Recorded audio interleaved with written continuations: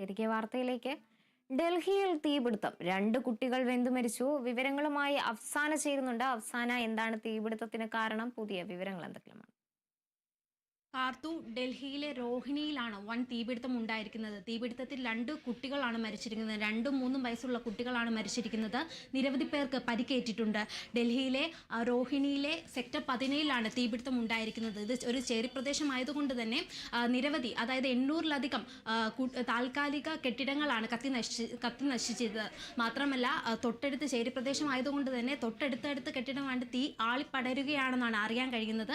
ഇതുവരെ തീ അണയ്ക്കാൻ സാധിച്ചിട്ടില്ല. ഏകദേശം ഉച്ചയ്ക്ക് ശേഷമാണ് തീ ആളിപ്പടർന്നത്. അടുക്കളയിൽ നിന്ന് തീ പടർന്നതാണെന്നാണ് ഇപ്പോഴത്തെ പ്രാഥമിക നിഗമനം. എന്നാലും തീ പടരാനുള്ള കാരണം ഇതുവരെ വ്യക്തമല്ല. 20 ഫയർ എഞ്ചിനുകളാണ് തീ അണയ്ക്കാനുള്ള ശ്രമങ്ങൾ അവിടെ തുടരുന്നത്. 2 കുട്ടികളാണ് തീപിടുത്തത്തിൽ മരിച്ചിരിക്കുന്നത്. മരിച്ചവർ ആരെന്ന് തിരിച്ചറിഞ്ഞിട്ടില്ല. 2-3 വയസ്സുള്ള കുട്ടികളാണെന്ന് മാത്രമേ അറിയാൻ കഴിഞ്ഞിട്ടുള്ളൂ. കൂടുതൽ വിവരങ്ങൾ അറിയാൻ സാധിക്കുന്നതേ ഉള്ളൂ. കാർത്തു. ശരി, അഫ്സാനയാണ് വിവരങ്ങളുമായി ചേർന്നത്.